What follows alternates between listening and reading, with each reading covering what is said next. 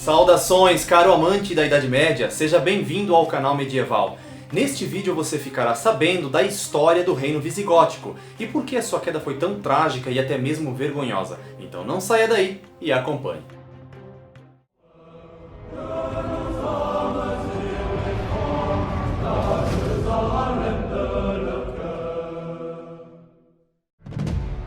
O reino visigótico, ou o reino dos visigodos, existiu entre os anos de 418 a 711. A sua origem, ainda na Idade Antiga, teve base nas migrações e assentamentos das antigas tribos dos germanos. Os visigodos descendiam de uma destas tribos, que era a tribo dos godos. No século IV, separaram-se dos godos do leste, isto é, os ostrogodos, descrevendo uma marcha impressionante por toda a Europa, durante as invasões bárbaras. O termo visigodo refere-se aos godos do oeste. A marcha já mencionada ocorreu em meio a muitos conflitos com outras tribos e com o Império Romano. A relação dos visigodos para com os romanos, aliás, foi bastante complexa. Refiro-me ao fato de que ora eram inimigos, ora eram aliados.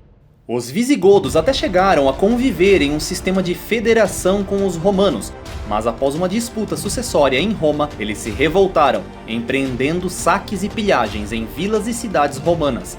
Eles conseguiram, inclusive, saquear nada menos do que a própria cidade de Roma no ano de 410. Após este período, os visigodos se assentaram por uma vasta região, situada entre o oeste e o sudoeste da antiga Gália, isto é, a atual França, até a Hispânia, ou seja, a Península Ibérica. A constituição da tribo visigótica em reino se deu no ano de 418, tendo Vália por primeiro rei. Antes de continuarmos, seja sincero comigo. Você estudou isso tudo na escola? Você se lembra disso? E que tal promover este tipo de conhecimento? Você pode fazer isto curtindo e compartilhando este material com seus amigos. Se você é novo aqui no canal, inscreva-se e ative o sino para receber as notificações.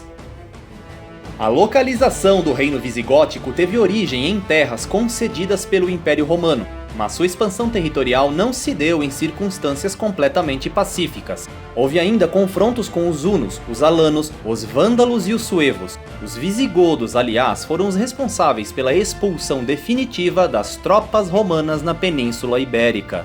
O reino visigodo já tinha sua capital estabelecida em Toulouse quando da queda de Roma. Entretanto, por conta da pressão exercida pelo crescente poder do reino franco, muitos visigodos tiveram que emigrar para a porção ibérica de seu território. Passando então por uma série de reorganizações internas, a capital do reino visigótico precisou ser transferida, migrando consecutivamente para as cidades de Narbonne, Barcelona e então fixando-se em Toledo, que foi a capital definitiva do reino.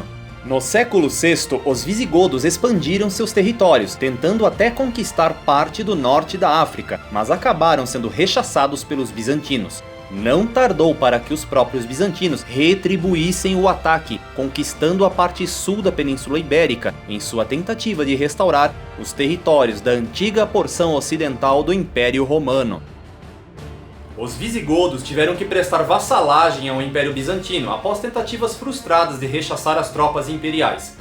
Mas não se engane, este acordo durou somente 2 décadas. Afinal, o rei Leovigildo, um grande chefe militar visigodo, rejeitou a vassalagem e conseguiu recuperar muitos territórios, empurrando os bizantinos para o litoral sul.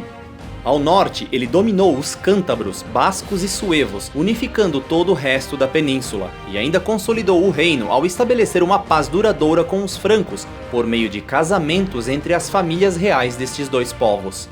Os visigodos eram cristãos há muito tempo, todavia, até o ano de 587, eles eram adeptos do arianismo, que foi uma seita baseada em um erro de interpretação bíblica e, portanto, uma heresia. Os visigodos finalmente acabaram por se tornar católicos a partir do rei Recaredo I, que governou entre os anos de 586 e 601.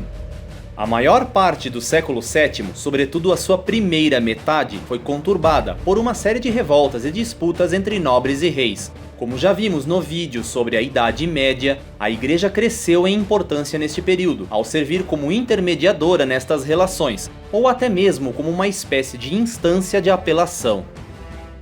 No ano de 654 surgiu o Código Visigótico, que foi um conjunto de leis que absorveu parte do antigo direito romano, ainda que algumas leis germânicas fossem mantidas. Trata-se de uma compilação de leis com foco sobre a questão territorial. Sua composição e aprovação contou com participação da Igreja.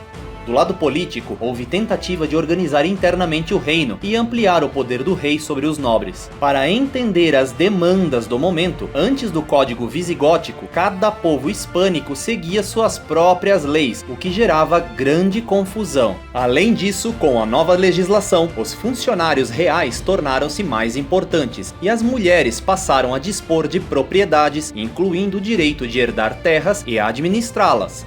O século VIII iniciou até promissor para os visigodos, mas foi justamente aí que o reino visigótico chegou ao fim, quase que repentinamente e de modo trágico, com a invasão islâmica de 711.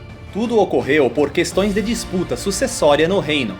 Embora isto seja assunto para outro vídeo, vale lembrar que a monarquia visigótica era eletiva, o que frequentemente gerava problemas entre os partidos. Nas eleições do ano de 710, duas grandes facções se formaram em torno dos candidatos Rodrigo e Ágila II. Rodrigo venceu a disputa, mas Ágila II pediu auxílio para os mouros no norte da África, os quais, traindo este acordo tão espúrio, desembarcaram na Península Ibérica. Contando com o elemento surpresa e outros fatores, como a ajuda de algumas comunidades judaicas e questões bélicas, os muçulmanos lutaram contra Rodrigo, mas também atacaram o partido de Ágila II, de modo tal que conquistaram praticamente toda a península. Ironicamente, foi a ruína inclusive dos próprios revoltosos que os convidaram. Por conta das péssimas decisões e atitudes de alguns poucos homens, não só teve fim o reino visigótico, com sua população caindo em uma situação de semi-escravidão, como também se colocou sob ameaça toda a Europa cristã. E quais são as lições que podemos tomar no âmbito pessoal e geopolítico? Ora, as lições são claras. A inconsequência individual pode levar à ruína não somente a si mesmo, sua família ou uma cidade, mas sim ameaçar nações e culturas inteiras. Ademais, ficou registrado que a desordem e as divisões internas enfraquecem e podem destruir qualquer sociedade, desde a família até reinos aparentemente poderosos. Deixo aqui uma dica muito valiosa. Se você quiser acompanhar o que aconteceu logo em seguida a esta invasão, vale muito a pena assistir o vídeo do Reino das Astúrias e sua heróica resistência face aos invasores. Agora deixe aqui os seus comentários sobre essa história tão conturbada.